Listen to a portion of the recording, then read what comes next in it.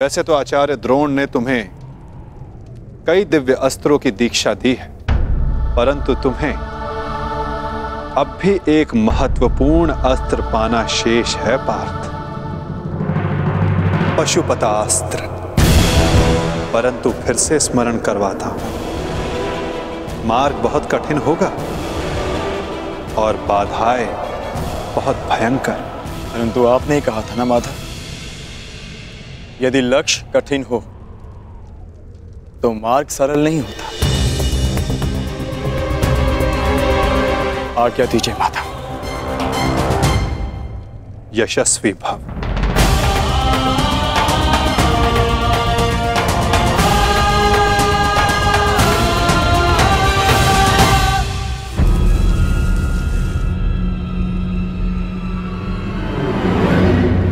क्या हुआ माधव? आप वहां देखकर मुस्कुराए क्यों? क्या था वहां? गुप्तचर जो गुप्त नहीं रह पाया। सुना क्या कहा गुप्तचर ने?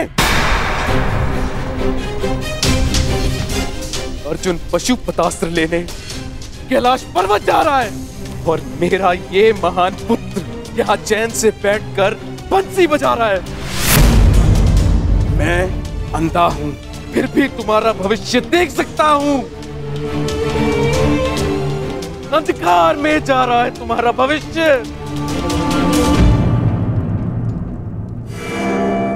महाराज, आप व्यर्थ ही चिंता करते हैं। अर्जुन का कैलाश पर्वत पहुंचना सरल नहीं होगा। अस्त्र पाना तो बहुत दूर की बात है।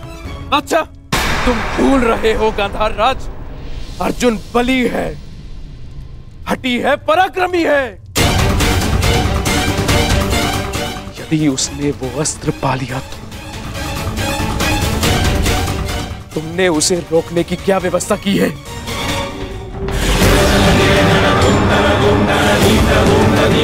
महाराज, आप क्या समझते हैं? इतने दिनों से महर्षि दुर्वासा का सत्कार हम यूं ही कर रहे हैं। महर्षि दुर्वासा के वरदान में बल है तो श्राप महाबलशाली है।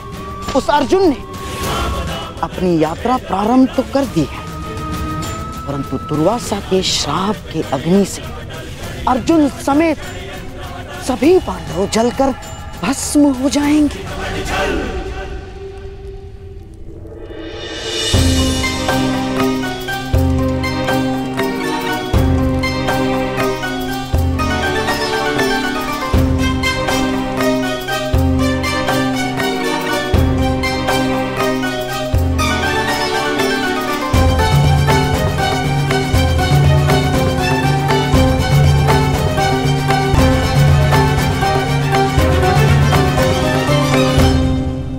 महर्षि, आशा करता हूं कि हस्तिनापुर के आतिथ्य से आप प्रसन्न हैं। अति प्रसन्न हैं गांधार नरेश। आपके भांजों के परिश्रम और सेवा से हम अत्यधिक प्रसन्न हैं। वरदान मांगो।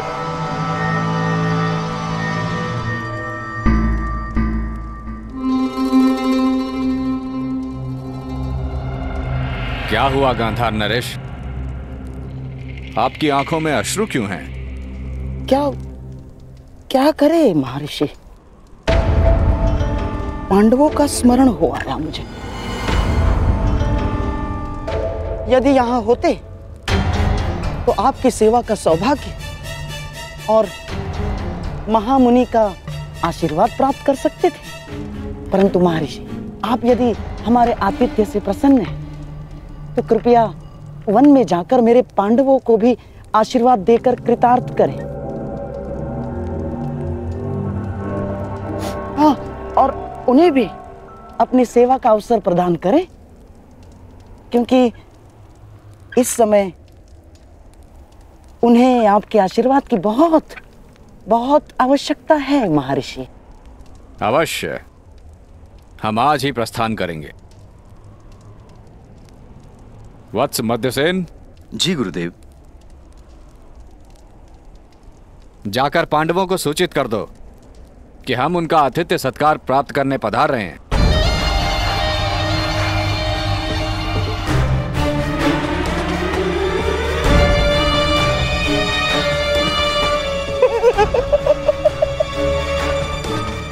भूखे ब्राह्मण के श्राप से अधिक विध्वंसक कुछ नहीं होगा दुर्योधन। और विशेषकर तब जब ब्राह्मण दुर्वासा जैसा हो, जिनका क्रोश और श्राप दोनों उनके वश में नहीं होते। बेचारा अर्जुन पशुपतास्त्र पाने से पहले दुर्वासा मुनि का शापास्त्र पा लेगा और उसमें भस्म हो जाएगा। अब तुम ही बताओ दुर्योधन, पांडव 10,000 शिष्यों के साथ दुर्वासा को भोजन कैसे कराएंगे?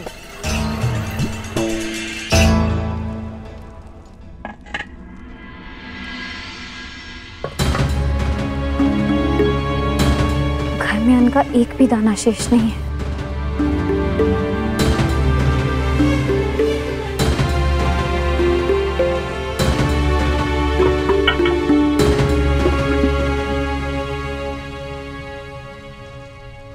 प्रणाम।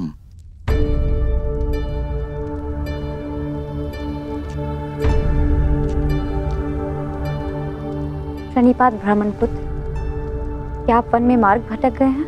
नहीं, मैं केवल ऋषि दुर्वासा का संदेश लेकर आया हूं। महर्षि दुर्वासा पधार रहे हैं।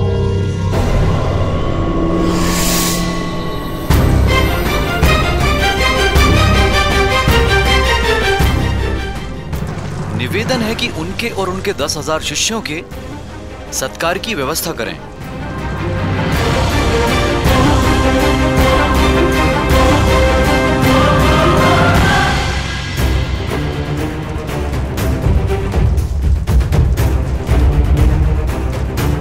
दुर्योधन,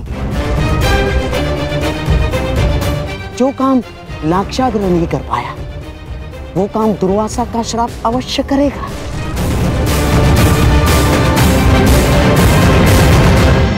हे ईश्वर, घर में अन्न ही नहीं है, मैं कैसे उनका सत्कार कर पाऊंगी?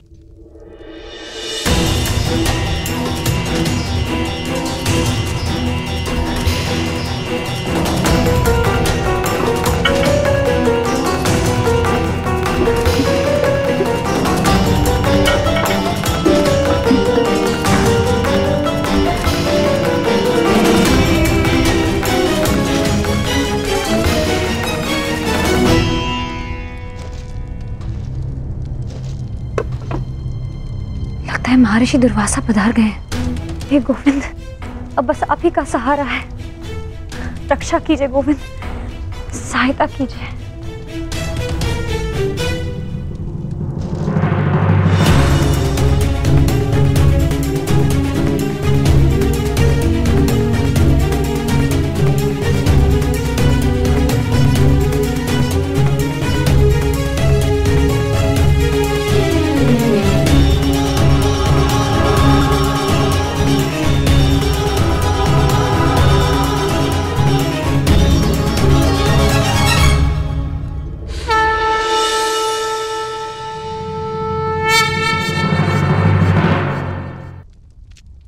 बहुत विकट समस्या में हूं गोविंद, रक्षा कीजिए। सखी, भूखे पेट मुझे कुछ नहीं सूझता।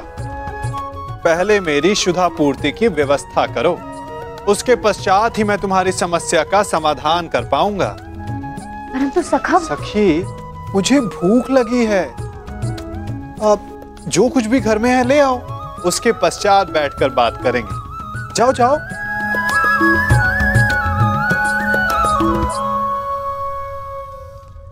सखी, ऐसे क्या देख रही हो? तुम्हारा सखा भूखा है।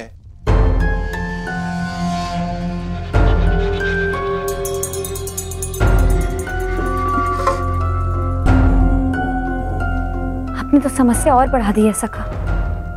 घर में अन्न का एक भी दाना नहीं है। असत, तुम कब से इतनी कृपण हो गई सखी? अपने सखा से भोजन छिपा रही हो? हटो, मैं खुद ही देख लेता हूं।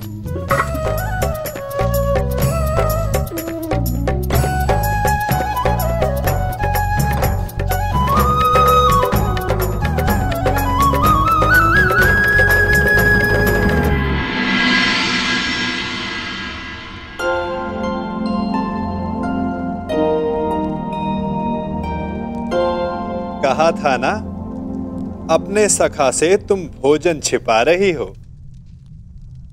नारायणं नमस्कृत्य नरं चैव नरोत्तमं देवीं सरस्वतीं व्यासं ततो जयमुदीरये। नारायणं नमस्कृत्य नरं चैव नरोत्तमं देवीं सरस्वतीं व्यासं ततो जयमुदीरये।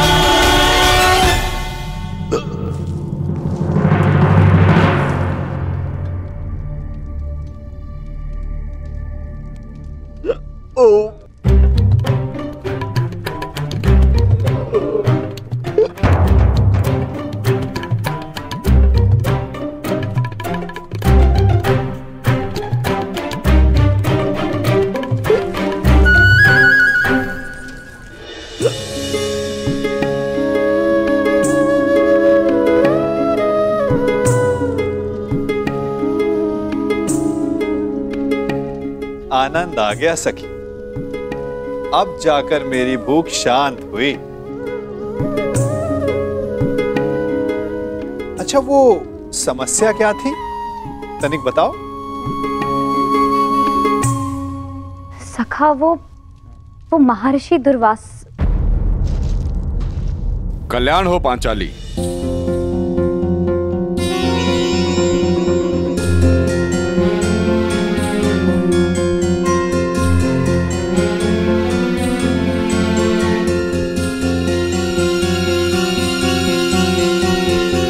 प्रणिपात महर्षि। अखंड सौभाग्यवती भव।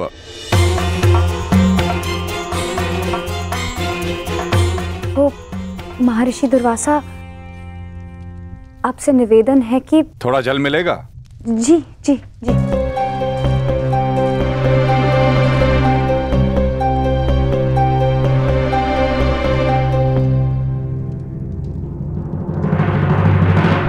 महर्षि, वो आपके शिष्य ने संदेश दिया था कि वो भोजन। क्षमा चाहता हूं यज्ञसेनी, अब हम भोजन नहीं कर पाएंगे। हमारा पेट भर चुका है। कष्ट के लिए क्षमा चाहता हूं।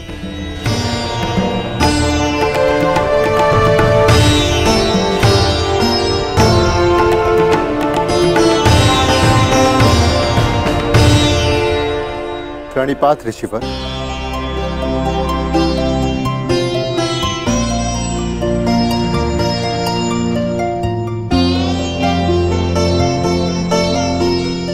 प्रणिपात महर्षि, आपका अचानक यहाँ आगमन? मुझे शकुनी ने कहा था मैं यहाँ आकर पांडवों का सत्कार ग्रहण करूं।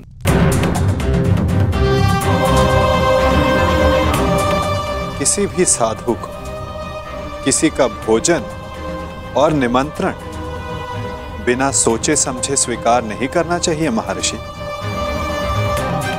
यदि आपने जान लिया होता तो कदाचित आप हस्तिनापुर का आतिथ्य ग्रहण नहीं करते।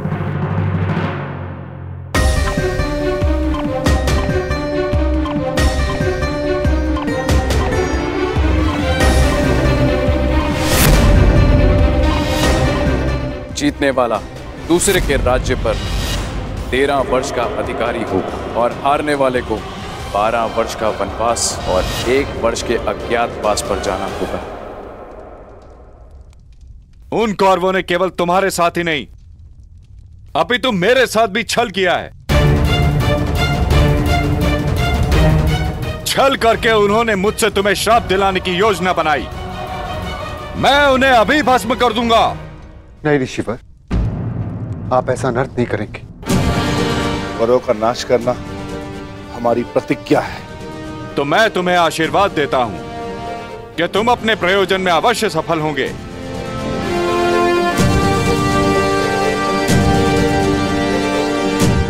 और यदि उन मूर्ख कौरवों ने तुमसे युद्ध किया तो उनका समूल विनाश हो जाएगा।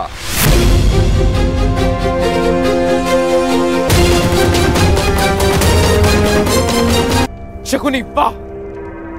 क्या उत्तम प्रयत्न किया है तुमने। श्राप दिलवाने गए थे पांडवों को, वरदान दिलवाकर लौटे हो।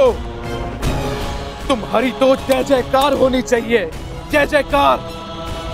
समझ में नहीं आता कैसे पांडवों से हस्तिनापुर की रक्षा की जाए और कैसे अपने इस मूर्ख पुत्र की सुरक्षा की जाए। मैं बताता हूं कि क्या करना है।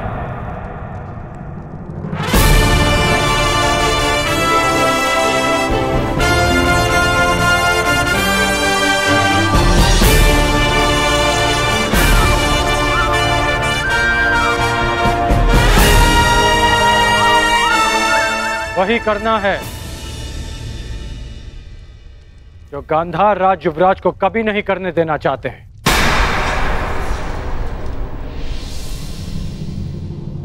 पराक्रम।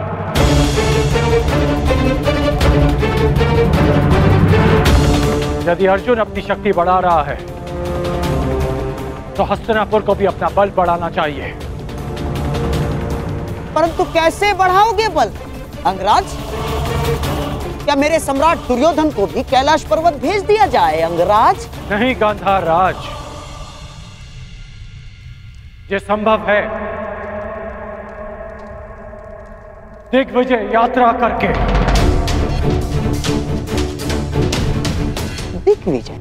हमें भारत के सारे राज्यों को हस्तिनापुर के छत्र के नीचे लाना होगा,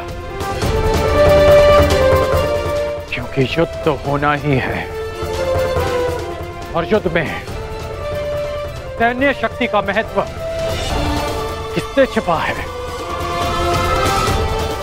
हमें दिग्विजय करके हस्तिनापुर का बल बढ़ाना होगा।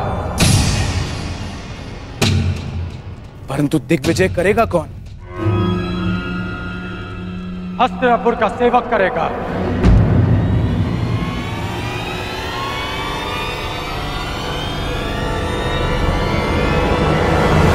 मैं करूंगा दिग्विजय यात्रा। यदि अर्जुन तपस्या से शक्ति प्राप्त करेगा तो मैं अपने पराक्रम से हस्तिनापुर का बल बढ़ाऊंगा।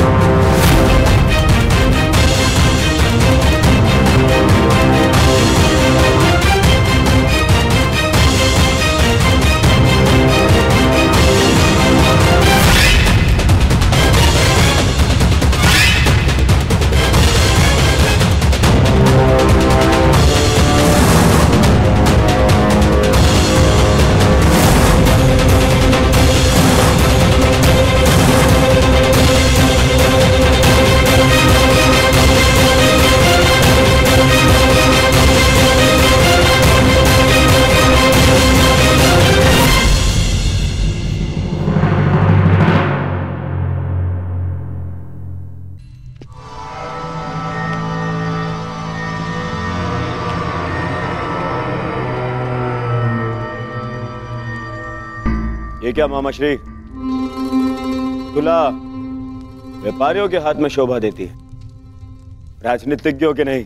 राजनीति दुनिया का सबसे कठिन व्यापार है मेरे प्यारे सम्राट, जहां शत्रु का लाभ और अपनी हानि ठीक से तोली नहीं गई तो पराजय का मुख देखना पड़ता है दुर्योधन। जैसे जैसे ये तुला जिसकी एक ओर 100 कौरव और दूसरी ओर 5 पांडव, परंतु अभी तक इस तुला का संतुलन बना हुआ है दुर्योधन।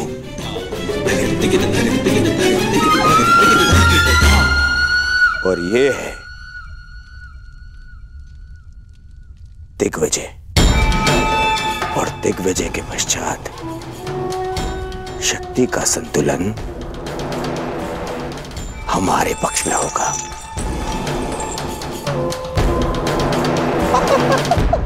तुम नहीं समझोगे मेरे प्यारे सम्राट, राजनीति तुम्हारे बस का व्यापार नहीं न।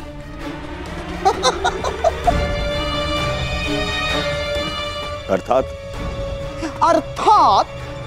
एक चतुर राजनीतिज्ञ के लिए यह आवश्यक है कि अपनी शक्ति बढ़ाने के साथ साथ शत्रु की शक्ति का नाश भी करे। तुला का भार अपने पलड़े की ओर करने के लिए यह आवश्यक नहीं है कि अपना भार बढ़ा लिया जाए। शत्रु का भार कम करके भी यह सब किया जा सकता है दुर्योधन। मामाश्री, आपकी ये बातें मेरी समझ के तो बाहर है, परंतु भविष्य मेरे दृष्टि के भीतर है दुर्योधन। तुम और मैं, हम दोनों कर्ण के साथ दिग्विजय पर चलेंगे। क्यों मामाश्री, आपको कर्ण की शक्ति पर विश्वास नहीं है? कुछ विजय शक्ति से नहीं, नीति से की जाती है। कर्ण तुम्हारी शक्ति बढ़ाने के लिए दिग्विजय करेगा और हम पांडवों की शक्ति कम करने के लिए संधि करेंगे। और पांडवों की सबसे बड़ी शक्ति है वासुदेव कृष्ण, और हमारा लक्ष्य है या तो वासुदेव कृष्ण हमारे पलड़े में आ जाए या तो पांडवों के पलड़े से हट जाए।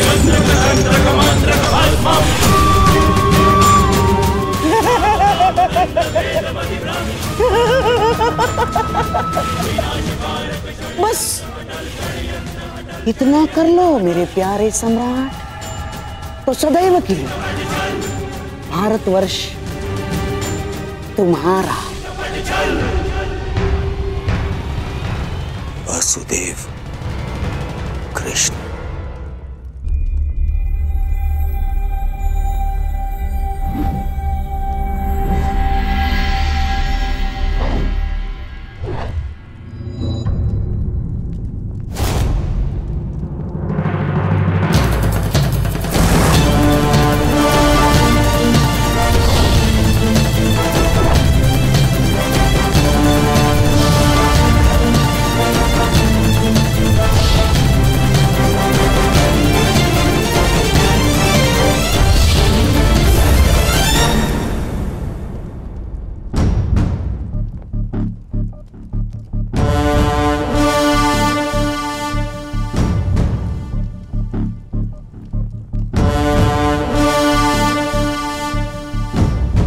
फिर से मेरे समीप आने से चूक गए कान्हा। चूंकि आपकी दृष्टि है ही इतनी तीक्ष्ण दाऊ।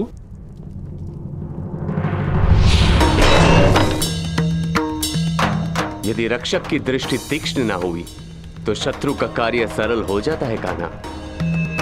और मेरी दृष्टि से आज तक कोई भी दुश्मन की परछाई बच के नहीं जा सकी आज तक, और मेरे प्रहार से शत्रु के प्राण।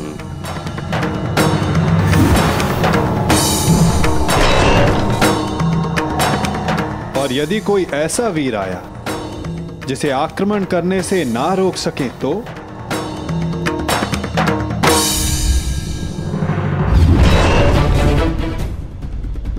यदि वो कोई मनुष्य हुआ तो अपने काल को पुकारेगा, यदि वो राक्षस हुआ तो वो अपने प्राणों की भिक्षा मांगेगा।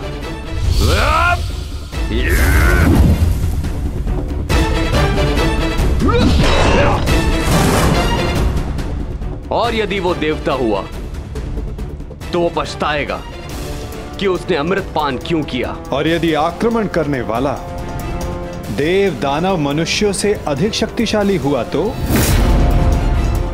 द्वारिका की रक्षा कैसे होगी दाऊ? तुम्हारे और मेरे रहते हुए भला द्वारका की ओर कौन खड़ा रह सकता है?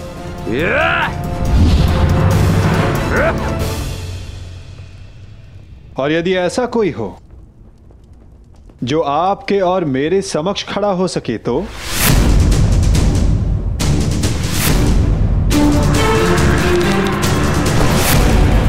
क्योंकि जिसका सामना हमसे होने वाला है दाऊ, वो स्वयं में एक पहेली है।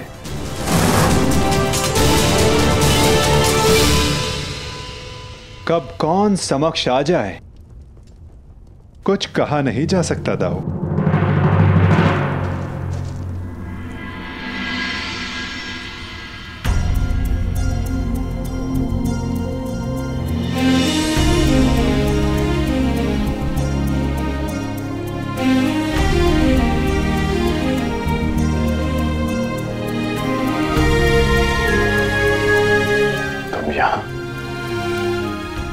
हाँ, सुना है तुम दिग्विजय पर जा रहे हो, इसीलिए तुम्हें शुभकामना देने चली आई। तुम्हारा मुख बता रहा है कि तुम शुभकामना देने नहीं, किसी प्रश्न का उत्तर लेने आई हो। प्रश्न तुम जानते हो कर्ण।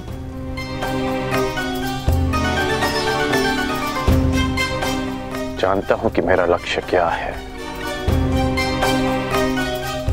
कि मैंने एक महान परिवर्तन का वचन दिया था।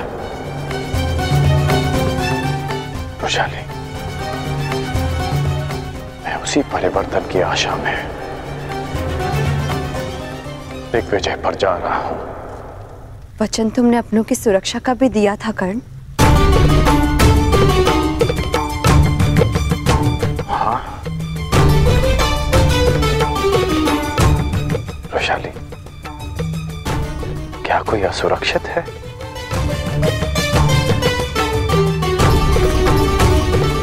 किसी को उसके अधिकारों से वंचित किया गया है क्या? हाँ, तुम्हारे अपनों में तुम्हारे राज्य के निवासियों के अतिरिक्त कोई और भी सम्मिलित है कर्ण।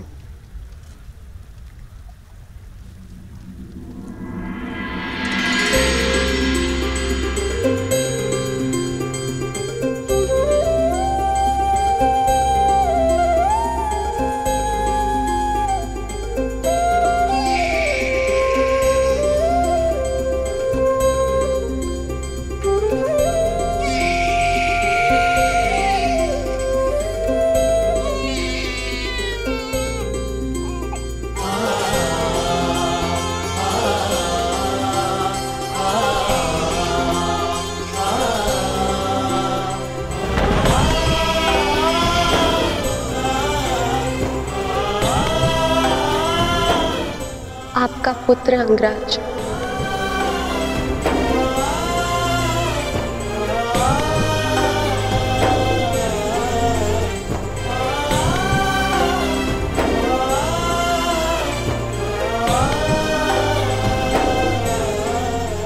इसका नाम क्या रखा? नामकरण अभी किया नहीं। पुत्र के नामकरण का अधिकार उसके पिता को होता है।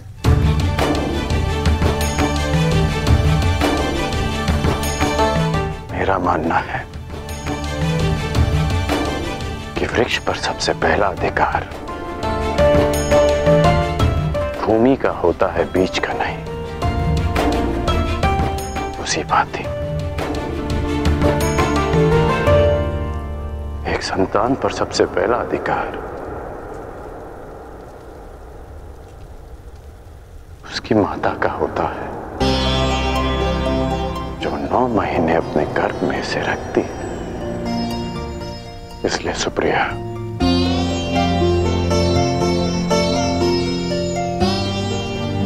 इसका नामकरण तुम करोगी। ऋषिकेतु।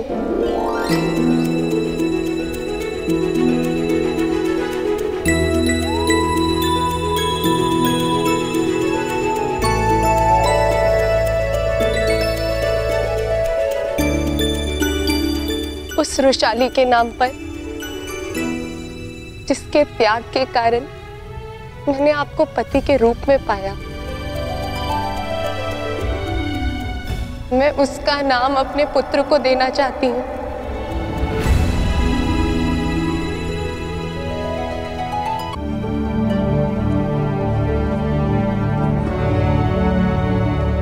अद्भुत।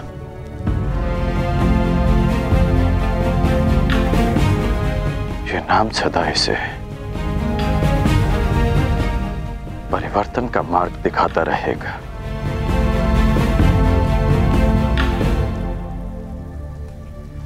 सुप्रिया, मैं नहीं जानता कि दिग्विजय पूर्ण होने में कितने वर्ष लगेंगे।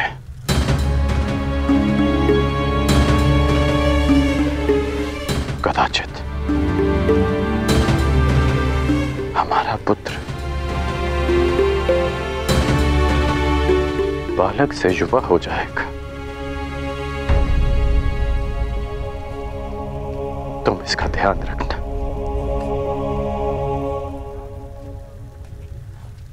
इसे कर्ण मत मनने देना।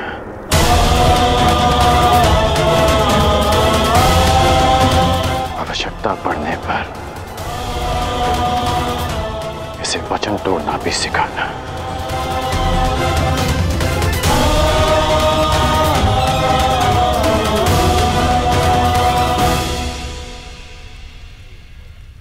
परंतु युवराज के लिए आप दिग्विजय पर क्यों जा रहे हैं? मैं युवराज के लिए नहीं, परिवर्तन के लिए जा रहा हूं। मेरी इच्छा है कि मेरी संतान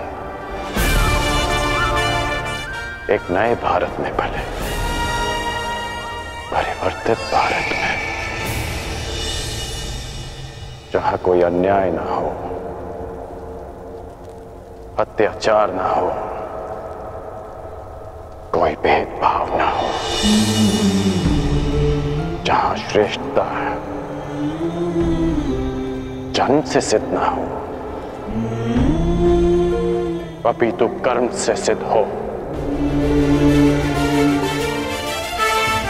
जहां किसी और कारण को नियमों में भंग कर एक स्त्री का चीरहरण ना देखना पड़े।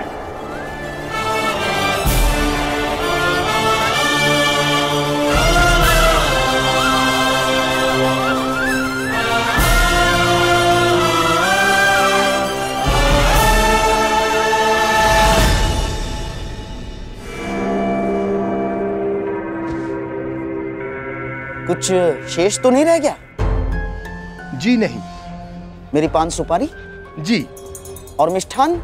जी, आपके अंगवस्त्र भी। जाओ। अमाश्री, इतनी सारी सामग्री? युद्ध पर जा रहे हो सम्राट, वन विहार पर नहीं। और ये सारी वस्तुएं महत्वपूर्ण हैं। हर एक वस्तु काम की है। जैसे पान इसलिए कि रात्रि तुम जग सको। किसे ज्ञात शत्रु रात्रि में आक्रमण कर दे। और हाँ, मिष्ठान इसलिए कि आवश्यकता पड़ने पर भूखा ना मरना पड़े। अतिरिक्त अंगवस्त्र भी ले लिए मैंने, आवश्यकता पड़े तो ले लेना। ये सब क्या है गांधार नरेश?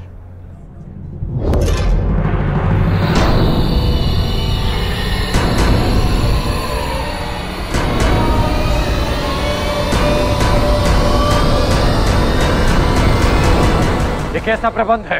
ये ऐसा प्रबंध अंगराज कि मैं और मेरा सम्राट दुर्योधन तुम्हारे साथ इस दिग्विजय यात्रा पर चलेंगे।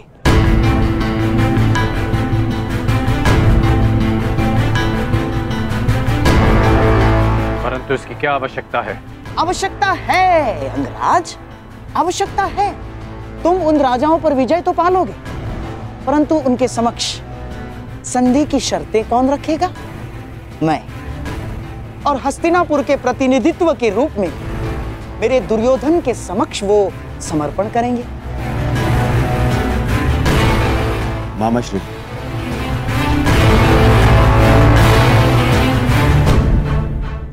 मित्र, मैं केवल इसलिए चल रहा हूं ताकि अपनी आंखों से तुम्हें सभी राजाओं पर विजय प्राप्त करते हुए देख सकूं। परंतु यदि तुम नहीं चाहते कि मैं साथ चलूं, तो हम नहीं जाएंगे। नहीं युवराज, आपकी इच्छा, इस सेवक के लिए आदेश है, मुझे कोई आपत्ति नहीं। तो ठीक है, हम दिग्विजय यात्रा का प्रारंभ द्वारका से करेंगे। पांचाल दिग्विजय यात्रा पांचाल से आरंभ होगी।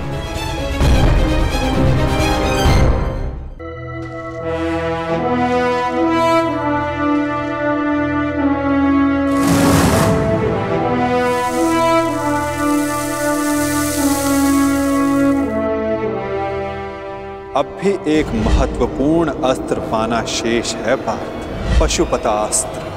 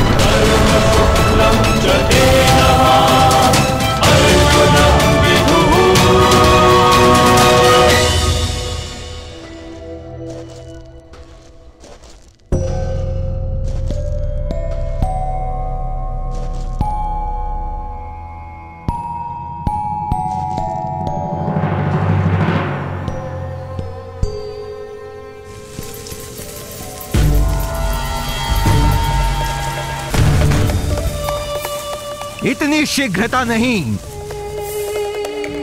मेरा लक्ष्य तुम्हें हानि पहुंचाना नहीं है, मुझे मार्ग दो। मार्ग में आए हो तो बिना युद्ध किए नहीं जा सकते। जो कुछ उस कुरु सभा में हुआ, उसके पश्चात पांचाल विष उगलने को तैयार होगा, और इससे पहले पांचाली के पिता अपनी पुत्री के अपमान का प्रतिकार करें। हमें उन पर आक्रमण करके उन्हें निशक्त करना होगा।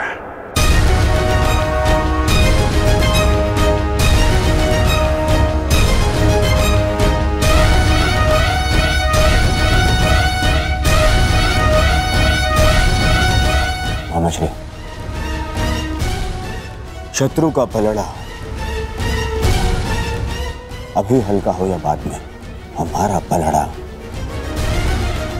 सदैव भारी रहेगा, क्योंकि हमारे पास कर्ण है।